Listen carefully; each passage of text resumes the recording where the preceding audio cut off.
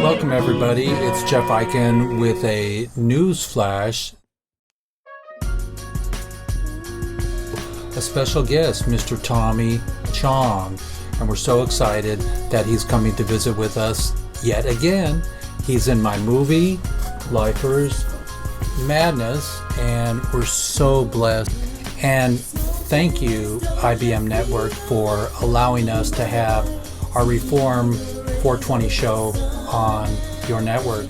We're going global. Hello Portugal, hello Mexico, hello Uruguay, and hello the White House.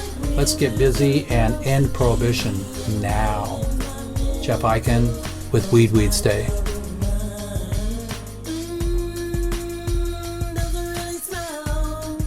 And thank you, Tommy, for all you've done all these years. Happy 420! Yeah. Weed Wednesday rocks. Love you. Yeah. See you on your program. Love you, Jeff. Bye bye. Thank you, Jeff.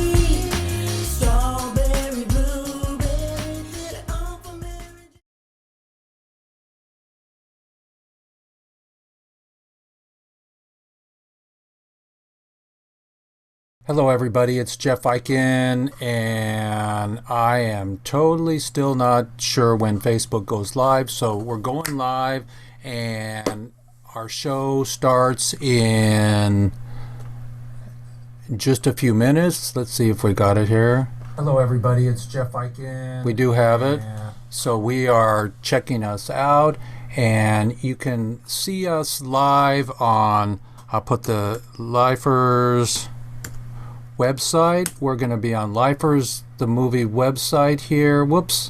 We're going to be, boom. We're going to be on Lifers, the movie here. And then we're going to be, delete that.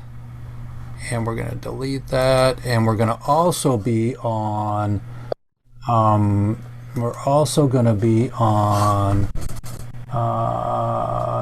YouTube here for IBM.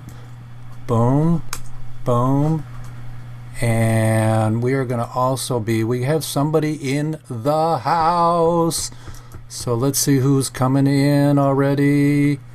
Vivian. Hey Vivian.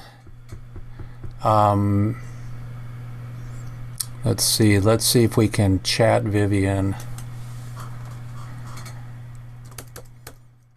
Chat Vivian.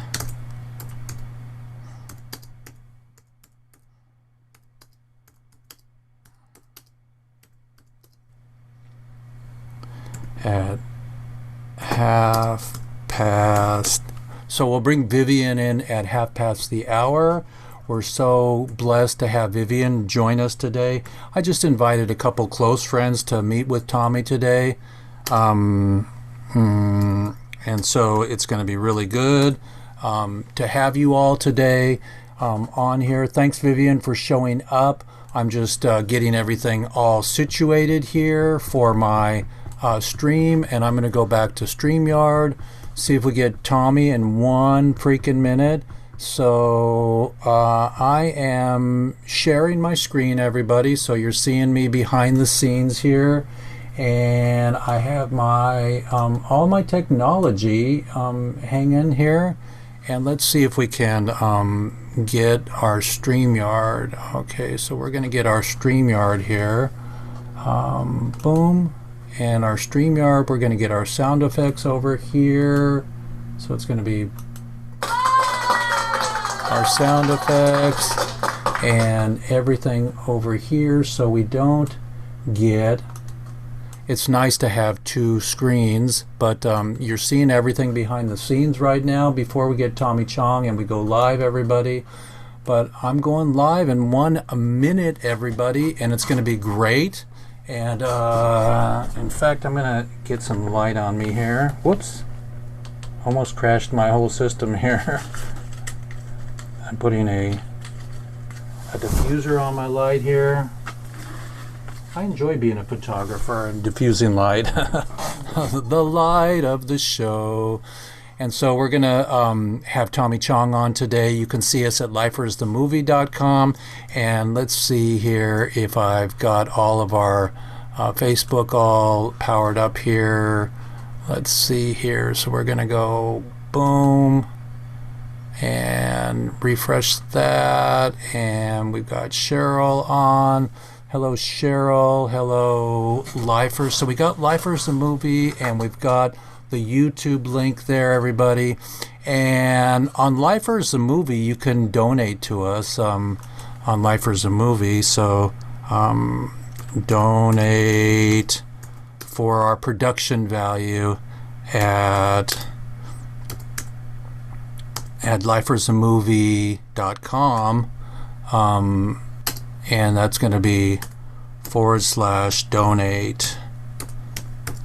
So I appreciate it. Send in $4.20, everybody. So it's 12:01. I'm going to go live on StreamYard. Here we go, everybody. So we're going live. Here we go. Let me text.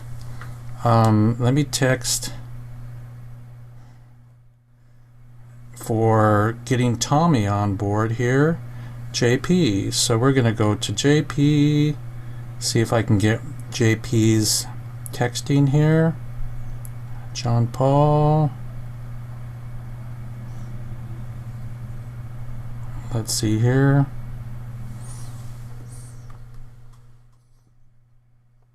And we'll be on soon, everybody.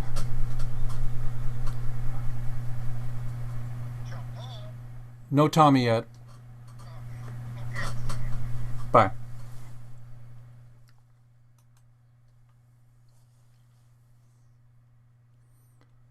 So we are live on this beautiful network here. I'm going to go back to my beautiful program here called Zoom and give you a full screen here, everybody. That's how I roll. And bagels, lox, and cream cheese. How do you protect your bagels? You put locks on them. Ha ha ha ha ha. So it's really beautiful to be with you all today. I'm wearing all hemp, and we're waiting for Tommy to come in. I just called JP, and we're working on that. That's going to be fantastic to see Tommy today. In the meantime, let's bring Vivian on board before we... Okay, so now we have view, see who's on, Dan, Tommy, admit. Okay, everybody, we've got Tommy Chong coming in, and we've got Sir Tommy. Yay, can you hear me? Hey, I can hear you. Can you hear me? I sure can. Let me put us on view screen, on gallery, And welcome, Mr. T. Hey, how you doing, Jeff? I'm doing fantastic. I feel so warm and fuzzy about Mexico going rec or getting through to their Senate, and I feel warm and fuzzy about the people that are on today that want to meet you. And I got Dan Harrer, I got Jack's son, and but we're gonna have a little bit of a sit down for a minute, just you and me. And Okay. and I'm going to share my screen now with you and everybody in the background. We got Vivian and Dan hanging out. Amy Pova is going to come on, and that's about it. But I'm going to show. I'm on live on our IBM network, and I'm going to share my screen with you, and we are going to have my introduction. So let's go with an introduction, everybody, and here we go. Welcome, everybody. It's Jeff Eichen with a news flash. A special guest, Mr. Tommy Chong, and we're so excited that he's coming to visit with us yet again. He's in my movie, Lifers Madness, and we're so blessed. And thank you, IBM Network, for allowing us to have our Reform 420 show on your network. We're going global. Hello, Portugal. Hello, Mexico. Hello, Uruguay. And hello, the White House. Let's get busy and end prohibition now. Jeff Eichen with WEEDSDAYS.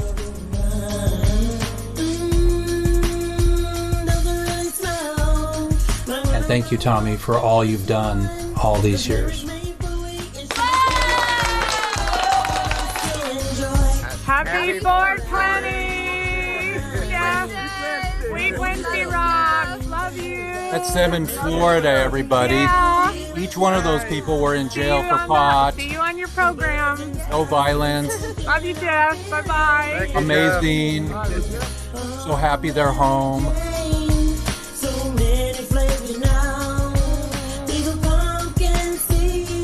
And don't forget Tommy today. Tommy's on.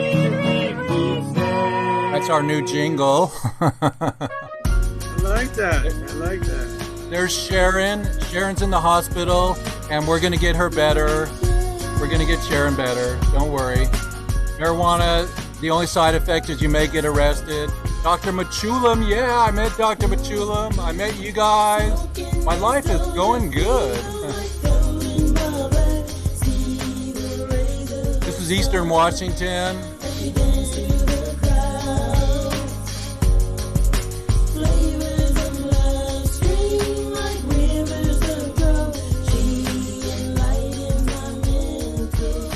Tommy Chong, everybody, today. It's really a blessing to have IBM Network allow us to go global and bring Sir Tommy on. Tommy's been at it for a long time, sharing his knowledge and his laughter and his joy and his music, you know? So we're just blessed to be part of this movement, everybody, that we can bring the awareness to something that never should have been illegal.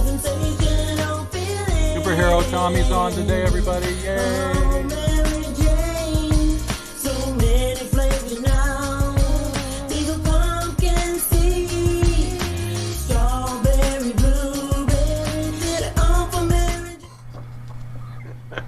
So we're really blessed to have Tommy on today, everybody. I'm going to exit this full screen here, see if I can know how to do my my full-on technology. Hey, you did it. There you go. Technology. So I've got one thing to read here for a second here. It says my opening speech.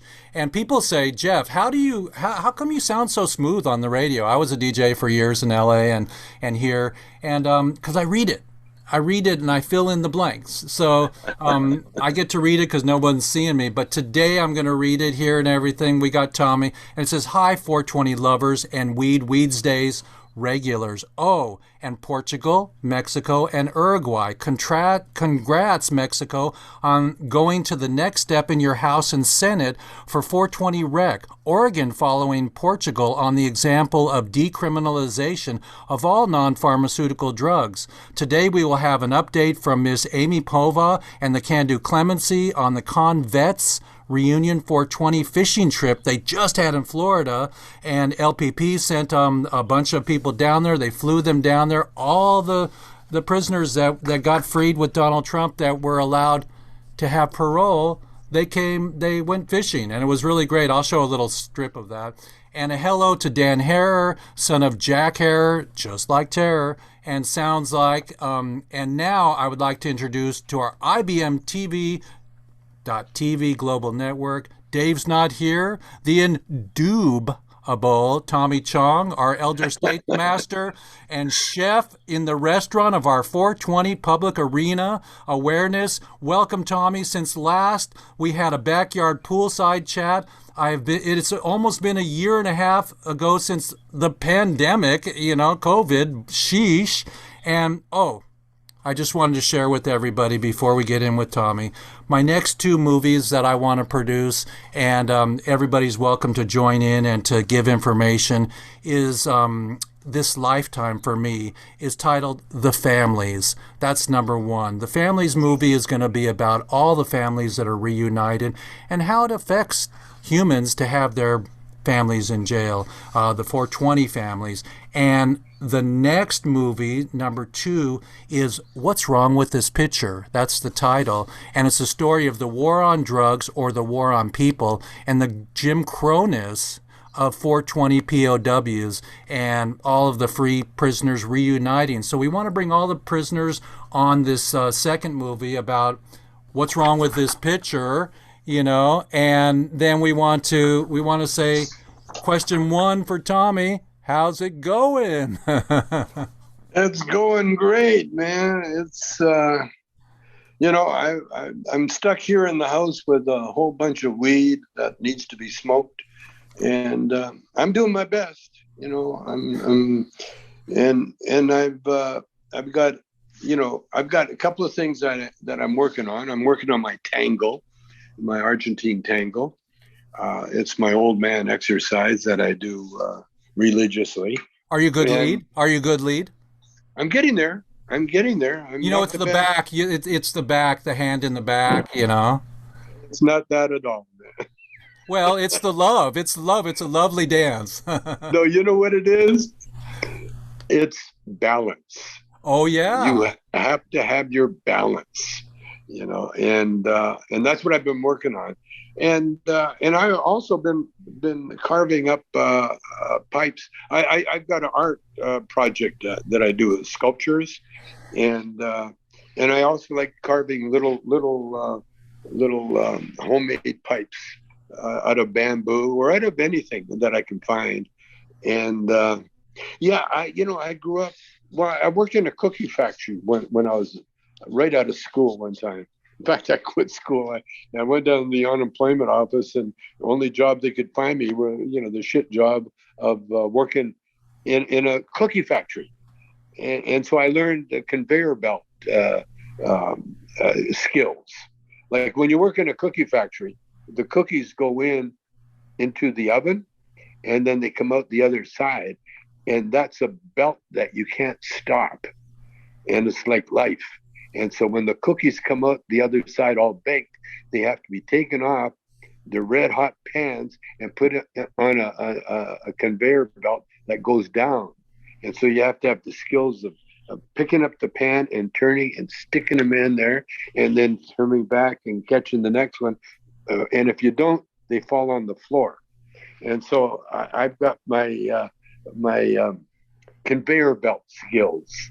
Was that like Lucy and Ethel? Remember Lucy and Ethel? Exactly. It was just like that. Except just imagine the thing coming out red hot. It wasn't like they were cold. with the We cooking. need some 420 cannabis in there, chocolate, 420 chocolate, hemp seeds, and do a whole line of medicinal, delicious, hot chocolate chip cookies. You know? Oh, that sounds good. Oh my But God.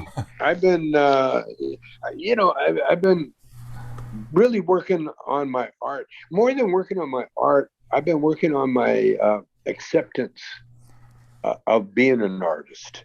That's very hard We because I, talked about that by the pool. You said, Jeff, show me Photoshop and let you know, because you saw my book, and yeah, so maybe one day I'll come down for a weekend and we'll get you up to speed, and it's just so beautiful. I even finished your yeah. book. I finished your book on your house. Oh, you did. Oh, Yeah, so I'll order a copy from Blurb. It's not for sale. It's all private and everything. And then we'll do another show. And if you like it and you want to let it go public, we'll share it with the world and we'll walk through your house together. It came out yeah, really fun and fine. I walked through your house for a couple hours with Paris, and then I split, left my tripod, and the rest is history. is your tripod still here? No, I got it. I got it. Oh, you got. Oh, I got it good. fine. And Michael Thompson, who you talked to, say hello to Yeah. Michael Thompson. He's free now. Oh, yeah. Oh, Mike, he's out. How do you like it, man?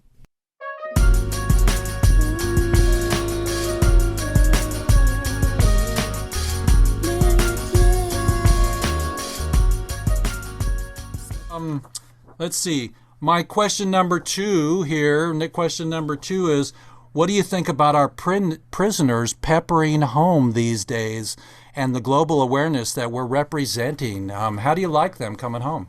Well, yeah, especially during this pandemic, man. Get them out of those confined spaces. And get them back to where they can, show off their skills that they learned in prison, because you do learn a lot in prison. Where people, you don't just sit there and feel sorry for yourself.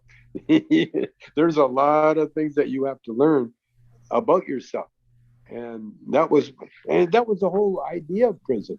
In fact, penitentiary is from the word penance. That you have to spend time alone. Yeah, You told me in the movie when we first interviewed you years ago, you told me that being in prison was spiritual. You found the spirit. yeah, oh for sure, oh for sure. That was that it's still with me. There's an old saying, that when you go to prison, you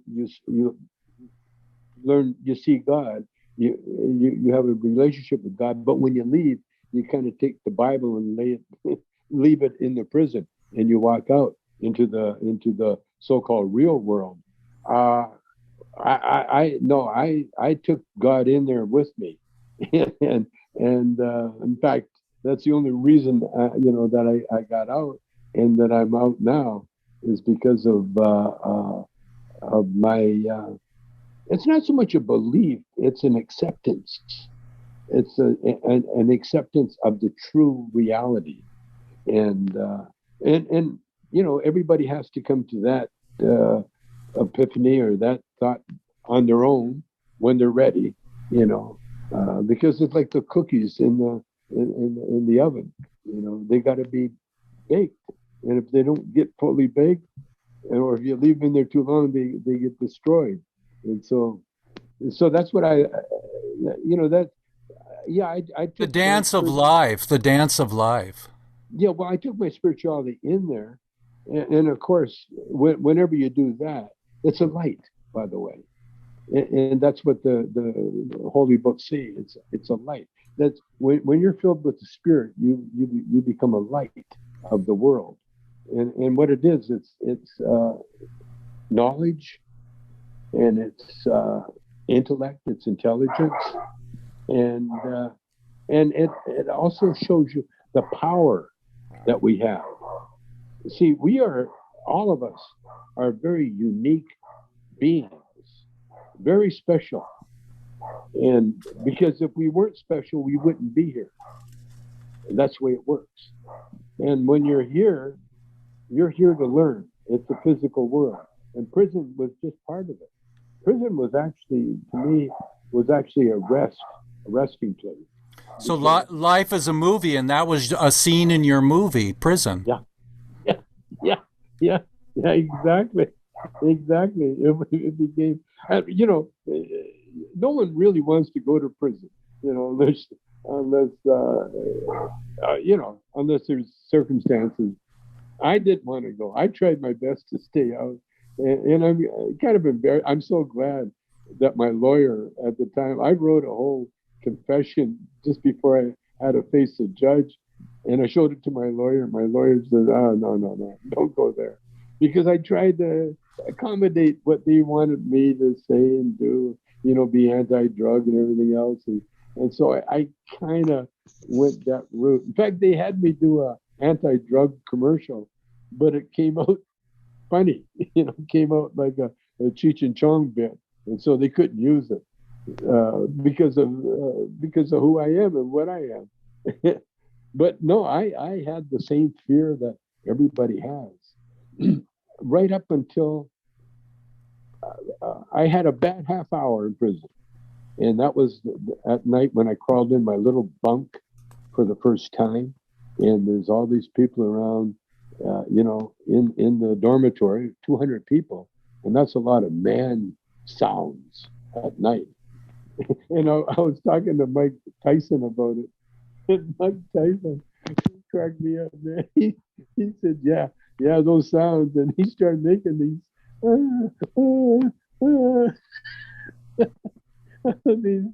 these being attacked sexually sounds.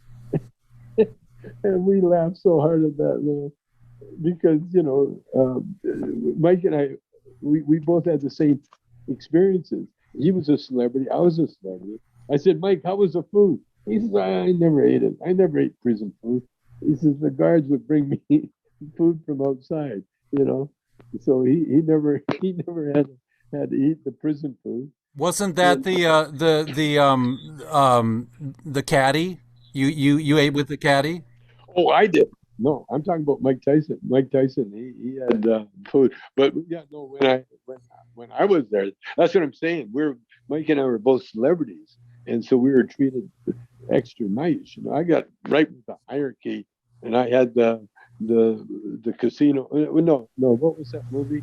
Goodfellas. Right. Where they had the chef. Yeah, I. Oh, by the way, we got Cheech and Chong dispensary is coming up, and we've gone public with it.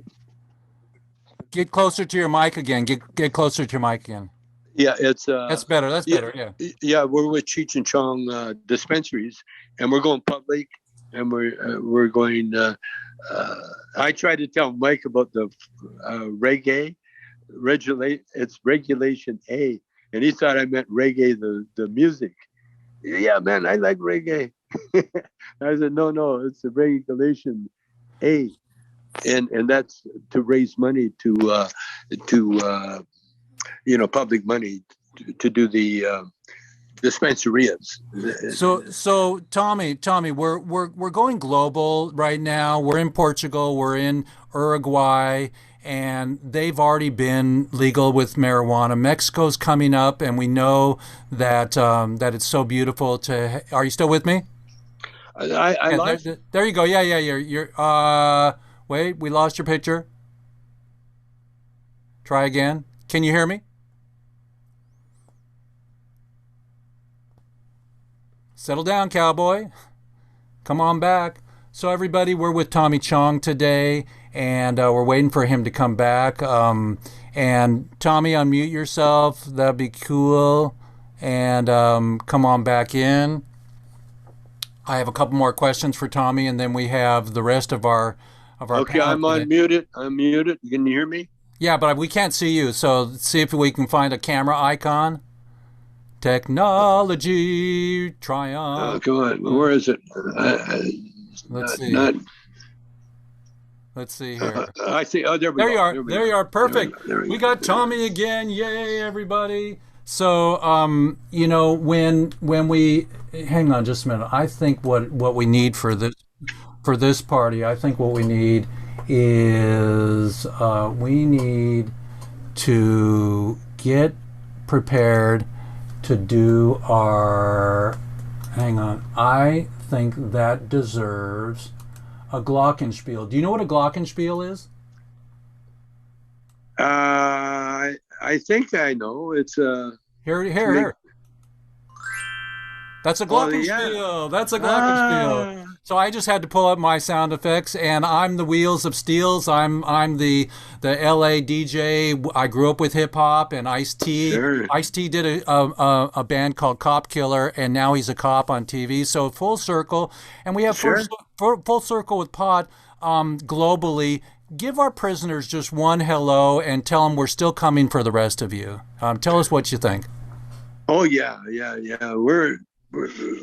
Our work will never be done because there'll always be somebody in prison, unjustly, and we're coming. We're going to empty the prisons. We're not only going to empty the prisons, but we're going to, at least I'm going to go after the government for lost wages, money that they confiscated. Restitution. Yeah, they had the money that they took from me and the fines, and that had nothing whatsoever to do with any kind of drug law. It was a paraphernalia law, and I was innocent. It wasn't my company. And so when I get a chance, and I figured out how to do it, I'm going to go not for the pardon. I got offered a pardon with Obama. Cheech arranged that, but I turned it down because I don't want to have to admit that I did a crime, because I didn't. Right. Yeah. Nobody can buy Mr. Tommy. Nobody can buy you.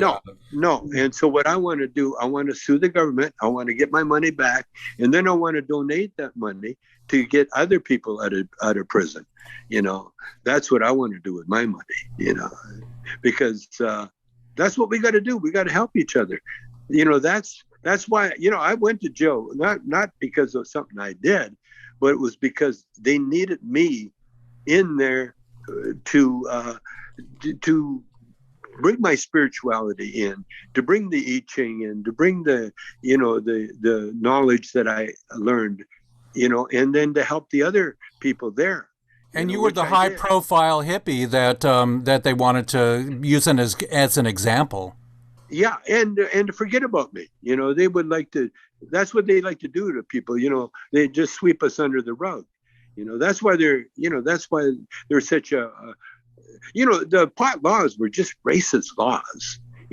This is what we're fighting here, is the global racism, and we've always been at that. That fight has always been going on. Alcohol is still legal. Yeah, of course. And in spite of the damage that it does to society. And it's angry, and you wake up with a headache, and marijuana leads to the munchies. Yeah. It's a gateway to the munchies. I have another question for you. I have a question off topic here. What's your desert island album? Because I know you're a musician. What would you take on a desert island if you could take one album? Oh my God. I wish I could. Let's see. What would it be? You want to know mine? Yeah. What is yours? Inner Visions, Stevie Wonder. Oh, I like that. I kind of go for What's Going On with Marvin Gaye. That changed my life when I first heard it. And every time I hear it, I still get the same kind of. And on that same album, he had Sexual Healing, and he had I Heard It Through the Grapevine. Yes. Right, yes. on that same album. On that same album. And I have one. I have one more question. Okay, talk about Marvin. No, I was just going to say Marvin was another angel sent to us to change. Oh my God! And he Jimi had my Hendrix same. Was another. Marvin had my same birthday, April 2nd, and I was in LA driving to my birthday party, and I called my dad and I said, KCRW just told us that Marvin's dad shot him on his birthday. On his birthday. Wow. Marvin's dad killed Marvin Gaye. So we're still on the bus, dude. We're still on the bus. Okay, we're still there. So I got one more question for you before we bring on Dan and Vivian. Do you have a bucket list? Uh, kinda. I have the only bucket list is I've smoked with every Beatle except Paul, and Paul knows that we have a date. We have mutual friends, and they said, yeah, of course, he wants to smoke with me, and I want to smoke with him, and that really is my bucket list. I'd love to smoke with the Pope, whoever he is, And the Dalai Lama. The Dalai Lama, yeah. I once smoked with my dad. That was a trip because my dad was the dad, And then I started with the nightclubs. He started making success, and then we started the other club where Cheech and I met, and we used to have pot parties. And one night, my dad worked in the club. I looked at the end of the table. There he was smoking, and I said, "What?" He was smoking some hash. I said, "What did you think?" He says, when he was in China, he smoked opium. He says, not quite as good as opium. Have you heard about the Canagars, where they have these giant rolling apparatuses, and it's a whole industry? I want to start the Canagar magazine and have a magazine, and you put about a half ounce in one Canagar rolling paper, and they pack, and you can do a mix, and then you pass it around. Or now with COVID you don't, but you can have a Canagar. Ooh. Well, I've had quite a few Canagars in my day. What's your favorite of the month? What's your favorite strain right now? Gorilla Glue 4 or Jack Herer? What are you smoking these days? I'm not really. I'm terrible with names. I tell people my favorite strains are marijuana, pot, and cannabis. That's my favorite. And what about edibles? Are you? Wow, gummy bears, of course, but they're dangerous too. I did a loaded gummy bear one time, and I did a remake of Breakfast with Bernie. Where the guy's dead and they carry him around. That was me for a while. No, I don't know. It's what was the question? Well, we were talking about your favorite strain, and you were saying, "Hey, I like pot, I like cannabis, and I like marijuana." That's my favorite strain. Yeah. Well, we were talking also about you smoking pot with your dad, and I just brought in Dan and I brought in Vivian. And since Amy's not here yet, let's have a men's meeting here and talk about our dads for a minute. And welcome Dan and welcome Vivian. Dan, say hello to our beautiful Tommy Chong, Sir Tommy. We dub you Sir Tommy. And thank you. Yeah, we dub you Sir Tommy. And Dan, say hello to Tommy. I know you met before. Here we go. Hey, Tommy. How you doing, brother? Oh my God, you look so much like your dad now. Oh, oh my God. My heart is open, you guys. My heart is open. I love it. Look at him. And I'm wearing hemp. I wore my hemp pants today. And I have my hemp shoes on. So no fucking more people in jail for plants. For sure. Sure. And Vivian, say hi to Tommy. Hey, Tommy. How you doing? Dan? Vivian? What's up, my man? Brother, how are you? Hey, how are you? Hey, nice to meet you guys. Nice to meet you. Absolutely, man. I'm on with some of my favorite Hempo Sapiens. I like that. So Vivian, you've met Vivian before. He's the director of Hemp Fest Seattle. Oh, right. Yeah, we met very, very briefly in the booth there, man. But you came up when I was getting. What was I getting? I think I'll get what do you call that? Some kind of medical procedure where you put saline in your body. Yes, you were under treatment at the time. Yes. And so you didn't want to speak, but you had a booth right across from the main stage. Yes. And I want to let you know that, Tommy, that I grew up in Hollywood. And I remember, I think it was 1971, I used to see Cheech and Chong on the back of bus stop benches. I don't know if it was an FM show, I think, or something that you guys did or something like that. It was Lou Adler. Lou Adler got us bus stop benches. Yes, I remember that. Yes. And that's the year that I got your first album. I was 13. And I want you to know that you completely corrupted me, and I've been indebted to you for that for the entire life. Well, I will accept your gratitude. No, that's how long I've been a fan. That the secret of Cheech and Chong was that we never grew up. We were always that 13-year-old. Holy shit! What happened? We got you back. You're good. You're good. Okay. Yeah. Hi. Slow down, cowboy. That's Amy Pova from the Can Do Clemency. She's in Malibu. And say hi, Amy, to Mr. Tommy. Hi, Tommy Chong. Big fan. Hi, Amy. How are you? Thank you. Thank you so much. And thanks for all that you've done for the movement and the cause. You're an icon. And we all bow to your greatness. Believe me, I was high the whole time. Are where you are today. Yes, indeed. Like yourself, I served time in federal prison. I served 9 years on a 24-year sentence, and President Clinton granted my clemency. So I've been working on clemency to help others ever since, just as you have raised and elevated the prison experience that you went through to others. And we're finally making progress. We're starting to change minds. That's our path we got to take. That's why we were put there. Exactly. And that's what we have to do. It's nice. It's nice having knowing what you have to do for because then it eliminates a lot of worrying about other stuff. Right. When you wake up in the morning and you know that there's people that need help, it gives you a reason to get out of bed. It defines your purpose. Yeah, it is nice. Where did you do your time? Dublin, FCI Dublin, near San Francisco.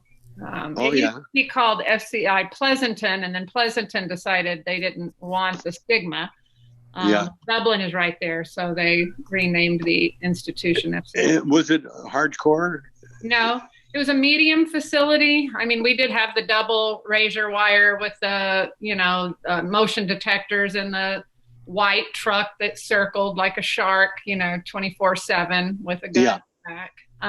So, it's no joke, but it certainly wasn't the penitentiary. And what was it, dormitories?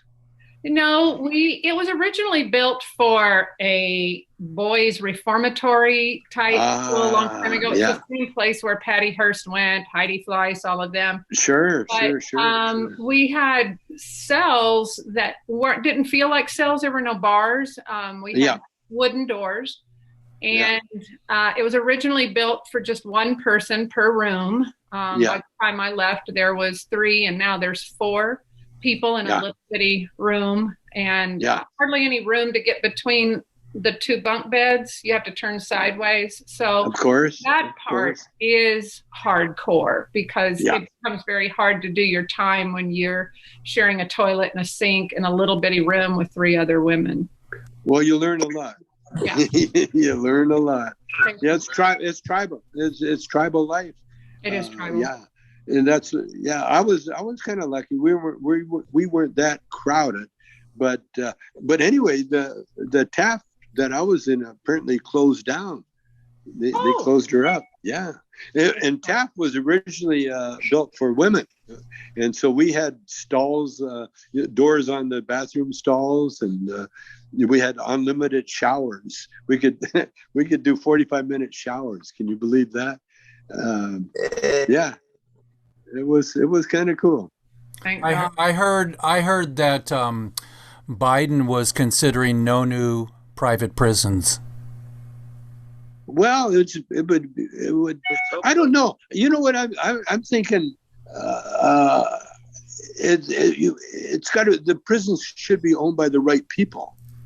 You see, I'm looking at when we get the dispensaries going. I'm looking at creating a series of halfway houses. You know, with what do you call it? Schools in all the halfway houses. Made out of hempcrete. Made out of hempcrete. Yes.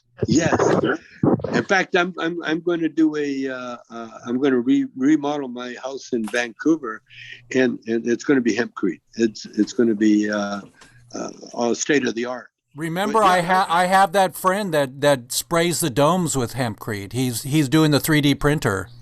Oh, great. So yeah, we'll hook up and you can be part of the project, because I also want to build a house and make a movie of it. And that way the house will be paid for by the movie. I'm in. Are you in? Okay. I'm in. You're in. And Dan, tell us a little bit about here. I've got something to show you, everybody. Tell us a little bit about this young man and how it was to grow up with that young man.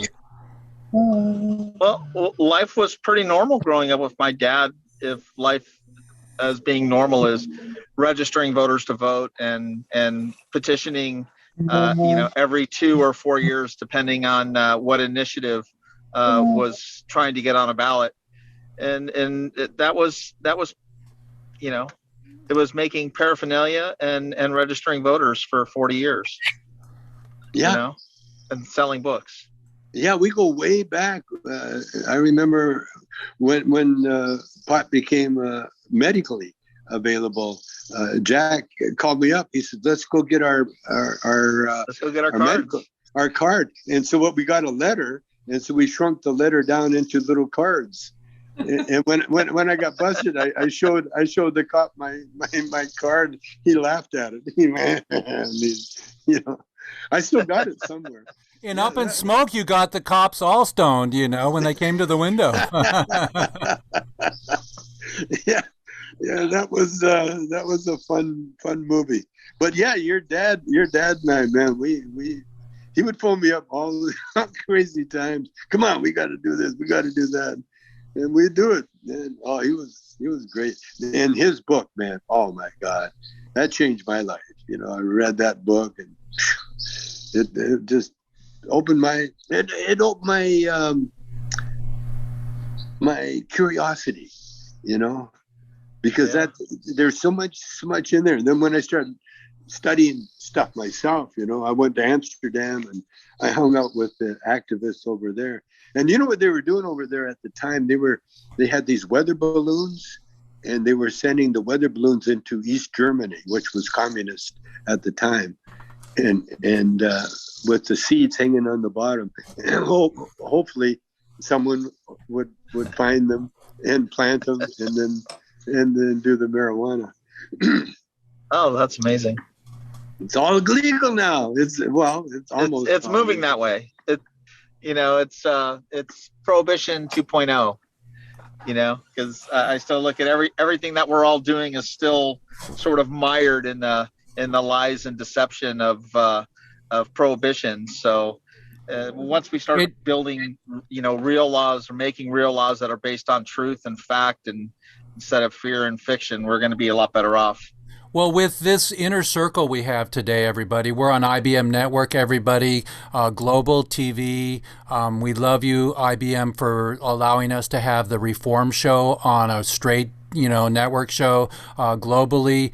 And we have an inner circle today of superstars and sons of superstars, and yet a new superstar to carry on the legacy of what Tommy, Jack, and Vivian has had thousands and hundreds of thousands of people join his 420 events. Amy is moving thousands of letters and getting people out right and left. We're peppering home our prisoners now.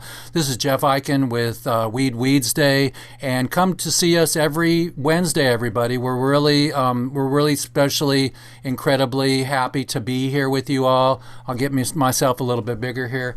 And we have Sir Tommy Chong today. We all have our legacies. It's yet to be told individually. I don't have enough bandwidth to do each individual movie, but I'm ready to do my next one, and you all are welcome to participate. Vivian, what do you have to say to Tommy? Come on in. Well, I want you to know that I have my hempcrete as well, because it takes balls to fight the drug war, and it requires protesticles or a lot of hemp festrogen. Right.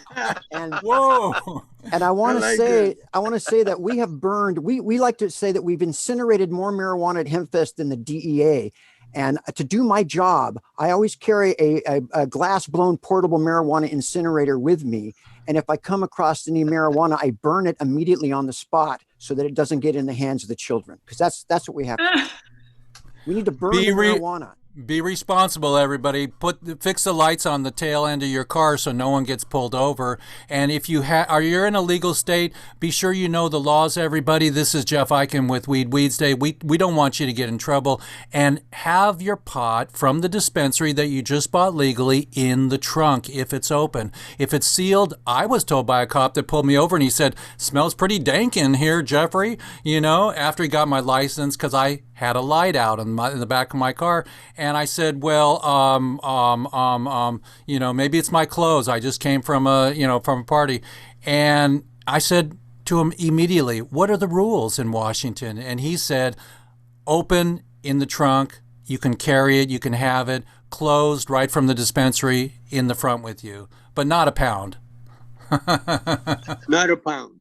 Yeah, not a pound. But if you go to the dispensary, everybody, just know your rules in the state that you're in, because every state is different, unfortunately. And be careful, everybody. And just know that we're really, really blessed to have Amy, Dan, Tommy, and Vivian today on our show. And Amy, we'll bring you big here right now. Come on, we'll pin you on here. And Amy, what do you have? Any questions or some goodies for Tommy? Well, a couple of things. I'd just like to comment on what you said, Jeffrey, about private prisons. I think they're abhorrent because they have in their contracts that you have to, most of them have in their contracts that they have to be kept 90% full, or the municipality, town, county, whatever, has to pay a fine, which means that if crime goes down, what incentive does that put upon law enforcement to bust people and even maybe manufacture crime to keep those beds full? So that has to change. But to Tommy's point, where he said, it depends on who's running them. The BOP is running a prison for profit. It's called Unicor. And when I got to prison and sat in orientation and heard that we're going to start you off at 23 cents an hour, and we sure hope that you come to work at our furniture factory, our cut and sew factory, our automated data processing, then that's when I realized, okay, now I see why I'm here. The other thing that I would like to ask Tommy specifically is, I will never get over the scene where you and Cheech were trying to smoke the toothpick. And I just wondered whether that really made it happen. When I saw that scene, I was like, oh my God, that really does seem like something that would maybe happen if you were really high. And I was just wondering if any of the material in your movie was inspired by things that actually happened in real life. Oh, of course. We're a stickler for accuracy. No, we just had a good time, I've always taken the stance. It was never them against us. It was always with me. It was always me being a musician, and a creative musician. And pot was the only thing that really made me want to play music, made me want to dance, made me want to do anything. And so, in Canada, it was very hard to come by, and but it was, I grew up in a very racist country. In a racist city. Calgary was so racist. I think the sister home was Biloxi, Mississippi or something, because it was so, it was in your face racist. And so the marijuana thing was even unheard of. We could smoke openly. Oh, are you there? We could smoke openly because the cops they were never looking for pot.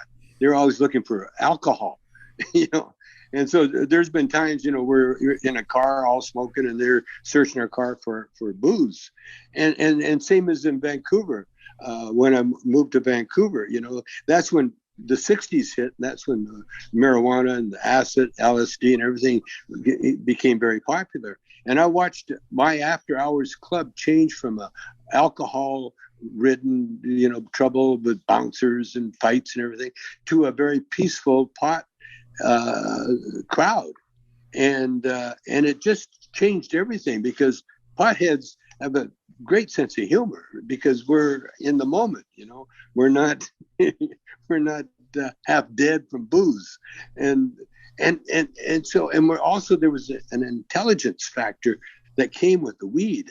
And so when I was in prison, I noticed there was so many potheads in prison, and I realized why. Because we're the low-hanging fruit, You stop potheads, and they'll show you where the weed is, as opposed to dealers or the cartels or anything like that, where it's all about money. And so when I was in jail, and they try to use it against us. When I was in jail, I got offered more weed than when I was out of jail. But every time they'd offer me weed, they would also give me a drug test right after that offer. I mean, they weren't shy about it at all. And I passed every drug test because I never took a joint. I never smoked for 3 years, because that was the beautiful thing about pot, is that it's not addictive. It wasn't like cigarettes. You don't Jones. And I found a plant called lion's ear. And if you crumbled it up, the native witch doctor that we had in there that ran the sweat lodge, he showed me about this plant. And that's the only thing I would smoke once in a while, and would help me sleep. But other than that, I never, because I knew they were trying to make an example out of me. And I just refused to let it to go that way. And I wanted to show everybody how gentle that marijuana really is, and how good it. I mean, when you can take a medicine that stops pain the way marijuana does and not become addicted to it, that says so much. If you're addicted to marijuana, it's because you're mentally addicted to it, and that can happen, But other than that, physically, I was like an experiment myself. I never smoked weed for 3 years. And then when I went back and smoked my first joint, the first thing I did, I took a fall on the beach. I almost broke my back because I was wearing the wrong shoes, and I forgot that I was on the beach, and I jumped up on a log and it was wet, and I took a big ass tumble. But because I was so high, I just laid there and laughed because how stupid I was. But as far as the prison goes, weed has so much good karma with it. It's got so much good karma, and that karma changes everything around you. You don't have to say a word. Like with me, I never said anything. I got away with so much in prison because I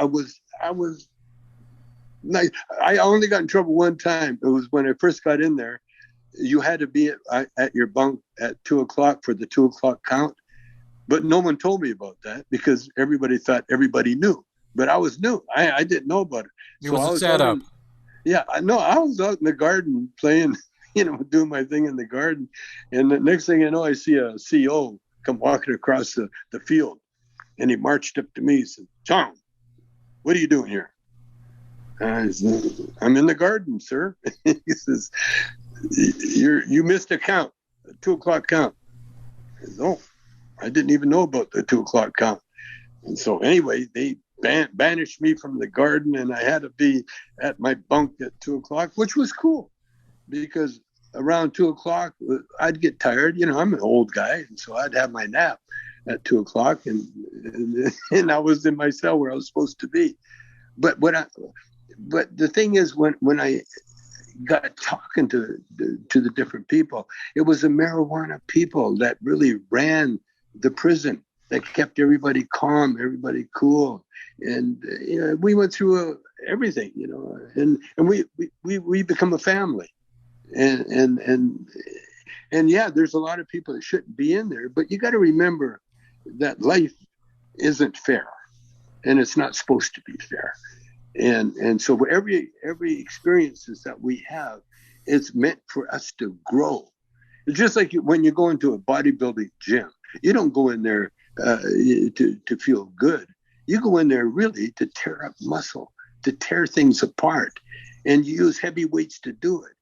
And why? Because when you do that and then you rest, then your muscles grow and bigger and stronger, and you become healthier because your organs are even stronger for it. And that's what I looked at prison for too. Because everybody I've met that had do prison time, there's a whole demeanor about them they're so in touch with themselves that they don't have to talk, and they're very curious about a lot of things, and they've seen a lot of things. But that's life. That's life with everything.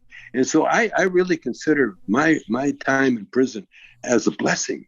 It was a blessing to me because it brought me to where I am now. Up until then, I was like a comedian without a partner, and I was like struggling, trying to find, my way. But once I got to prison, man, it calmed everything down. I got to think. I got to spend time alone. I got to know myself. That was the scene in your movie. That was the prison scene in your movie of life. Yes. And yes, there are people that are in there now. Well, look at the black people now that are being shot in broad daylight in front of us, in cameras, and then they go to court and deny it, deny what they did, and you see it. It's this racism that's coming to a head, and now the meek shall inherit the earth, and the pot, you can't get any meeker than a pothead, and so eventually it's going to be our earth to take care of for a couple of generations maybe, and then it'll go back to the old way. Who knows? But that's marijuana is the gateway drug to the munchies, or to incredible wealth. That's what I'm looking at now. Well, the plant Jack Harrer, like Terror, Dan's father, would get on LA radio and he would scream because he had a great, incredible scream voice and articulation. And he would say, paper, fiber, fuel, medicine, and food. And he would go, paper, fiber, fuel, medicine, and food. That's the plant. Why is anybody in jail for something I did 5 minutes ago? Yep, for sure. That was your dad, dude. That was your dad. Yeah. He taught us so much. Tommy taught us so much. We're at Weeds Day, everybody, on IBM Network. We're going to wrap it up here, and we'll have Tommy back on for sure, and we'll keep working on getting more prisoners. We still have work to do, everybody. Thank God for Amy and Candu. Thank God for Vivian and his HempFest online now. We can't wait to be able to gather again. And Dan, thank you so much for being thank you all. The disciple and the child of a beautiful hemp guy. To Vivian and to Tommy, my father loved and treasured both of your relationships. To Amy, I don't know how much you you knew of my father, but it's a pleasure to meet you here on this format. Jeff, thanks for inviting me in. And Vivian, I'll be reaching out to you soon. Tommy, many blessings, brother, in all of your endeavors. And, I love seeing you everywhere I go. So keep it up. And to Amy, I look forward to meeting you. We're both here in LA. So let's connect. Yeah. Let's do it. Ham Pam Pare. Amy, any final words?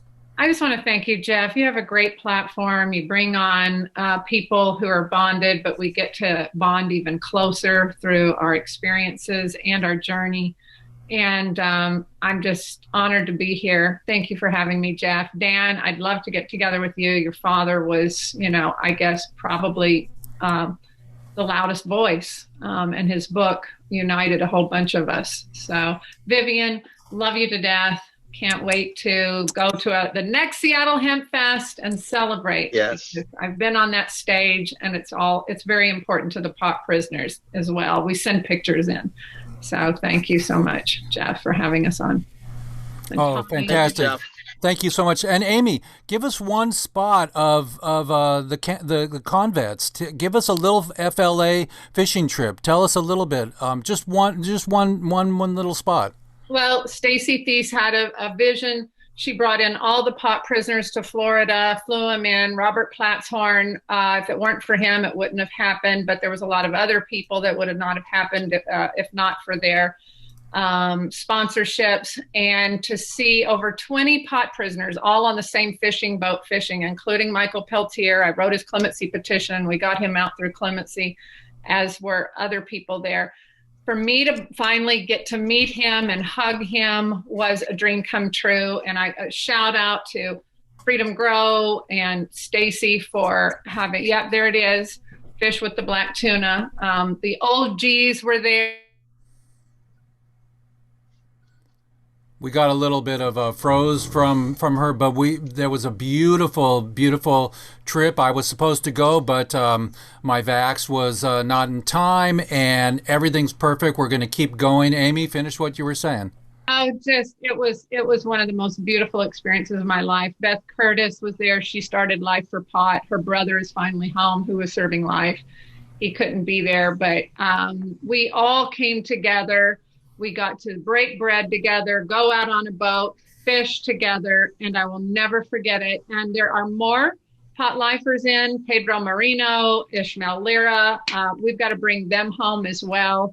Lance Glore, Tracy's son. You've had Tracy on very many times. He was in Washington State doing medical marijuana. I was at Lance's trial, and he was a young man who was doing medical marijuana legally, and he got thrown the book. And this last guy that killed George Floyd may get 40 years and come out in 10 years. And what the F, everybody, in the whole system planetary, that people are in jail for pot for life. Well, we have to keep the pressure on Biden, because both Kamala and Biden promised to free the pot prisoners. We've already hit 100 days. It's a simple categorical thing, stroke of a pen, and they can all be out. And we are raising our voices. We just had several different articles written in newspapers where we got the people quoted that are still in there, left behind. So let's all remember that, because we can't really celebrate 420 and feel liberated when we've got prisoners on the battlefield still bleeding out who are pioneers, and they're suffering. It's an insult. It adds insult to injury for them to still be sitting in, knowing everybody's celebrating 420 and they're rotting in prison.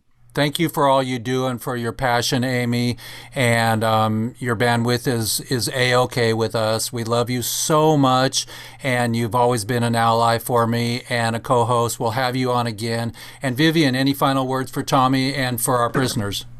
Yes, Jeff. First of all, I'm just honored to be a part of this with these esteemed guests. I was joking around and everything, but it's so important that we finish the job. As you mentioned, we have 40,000 Americans still in jails and prisons over cannabis, dozens, I think, serving life in prison for cannabis, which is just, that's ridiculous. It's criminal itself. And we need to finish the job so that we can focus on things like replacing single-use plastics in the cannabis industry with sustainable materials. and focus on all of the ways that industrial hemp. Hemp plastic, hemp There you plastic. go, man. All of the ways that industrial hemp can benefit humanity and medical marijuana. There's just so much work still to do, and it just feels sometimes like there's an apathy. Like people feel like, hey, we've done it, we've legalized. I hear that people go, "Oh, you're still doing Hemp Fest? Isn't it legal?" And I go, "Man, take 2 steps into Idaho and light up a joint. Tell me how legal it is. We need to finish the job and keep the fire burning, man." But so much love. The cannabis community is such a beautiful, loving, spiritual, supportive community all over the world. It's the same, and so it's just an honor to be a part of something like this. And Mexico is going wreck also. The world's waking up, man. Yeah, we're slowly winning, but we gotta finish the job, and we gotta keep the momentum now while we can. Well, we do have incredible guest panel today, everybody, and thank you, IBM TV. And Tommy, any final words? And we'll see you again. I just want to tell everybody I've got a direct line to Biden. I'm connected with the people, like with his son Hunter, so I'm going to personally talk to Hunter and Biden himself if that can happen. I'll make it happen. Would you like to say something right now to them? And we're recording this, and we can just give you this little spot. Say something to Joe. Hey, Joe. Hey, Joe. So I want to say to Joe, listen, Joe, the only reason you're president is because of Donald Trump. If it wasn't for Trump being such in fact, it wasn't for Trump calling you out, you wouldn't have been elected president. And so what I want to tell you, I went to jail because of the law, Joe, that you wrote. It was paraphernalia law. And your government at the time, the United States government under George Bush had to lie and do a lot of underhanded things in order to incarcerate me. And so you owe me, Joe. You owe me. And the way what I want you to do is to realize that anybody that's in jail for pot of any nature should be released, and especially the lifers. They should be the first to get out. Because it's been proven, Joe, medically proven, that marijuana will help people with epilepsy, with MS, with cancer, like it helped me. It's a medicine, Joe. It's not. So get rid of this racist mindset that everybody has. And politically, if you want to really go down in history as the greatest president ever, then do it. Make pot, first of all, reschedule pot, right? Make it Schedule 1, and then at the same time release anybody that's ever been incarcerated for any kind of pot crime. That's what you got to do. We want to re-legalize pot. That's what the Drug Policy Alliance is sharing with us, because then our prisoners come home with no record and they can get work. Yeah, that's what I'm going for, because what I want to do is I want to appear before a judge and change my plea, because my plea was guilty because they threatened my wife and my son. And so I want to change my plea to not guilty, because I was not guilty, even in the broadest sense of the word. Even though it was my name that was on the bongs, it's a medical device, Joe. Final words to Joe and Kamala. Yeah. Just legalize it, Joe. Change the scheduling from Schedule 1 to Schedule 2, and recognize the fact that everybody in the world knows that it's a medicine. It should not be used to incarcerate people. And when you do that, it's a racist law, and not just pot, but with all the drugs. Drugs are a medicine. And when you overdo it, then you have a medical problem, not a criminal problem. That's what you got to do, Joe. And you will do it, by the way. Right. Oh man, that's golden to my ears. I want to drink that for the rest of the day. That Tommy Chong just on our show, everybody, talked to Joe and Kamala that it's time to re-legalize marijuana and bring our prisoners home, and that we can grow hemp in America and make fabric. Look at my fabric. Look at my outfits. I mean, we know that this is only made in Hungary and in China, and it's beautiful, and we don't grow it here. And so stop putting our prisoners in jail for pot. And thank you, Tommy, for joining us today. Thank you, Amy. Thank you, Dan. Thank you, Jack Harrer, and thank you, Vivian. Okay, bye-bye. So I'm gonna share my screen with you all here, and I'm gonna do our outro. We got a little frozen there. Our outro is right here, everybody. And here we go.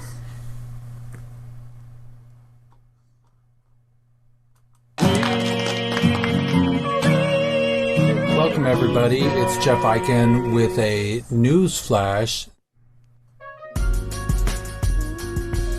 A special guest, Mr. Tommy Chong.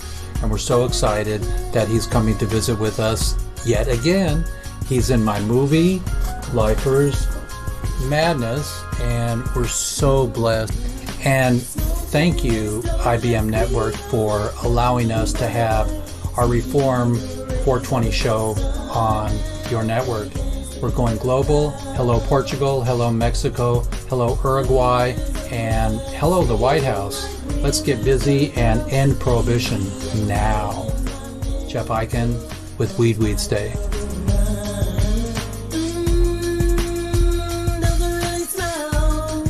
And thank you, Tommy, for all you've done all these years. Happy 420! Yeah. Sweet Wednesday rocks. Love you. Yeah. See you on your program. Love you, Jeff. Bye-bye. Thank you, Jeff. Everybody in this photo has been in jail for marijuana, everybody. So just get it and end prohibition. Thank you, Tommy Chong, today for showing up.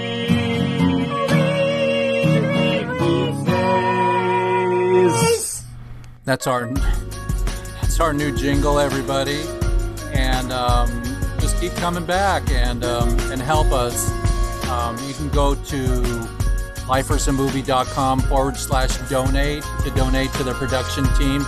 That's me. And it was such a great show today. I'm really happy to be part of this movement and sharing to the world Sir Tommy Chong, and we had Vivian on today from HempFest, and Ken Harrer, that's Jack's son, wrote the book Emperors, and one of the Blazers. And there's Tommy. We love you, Tommy. Thank you for coming on today and joining us. It's so fun.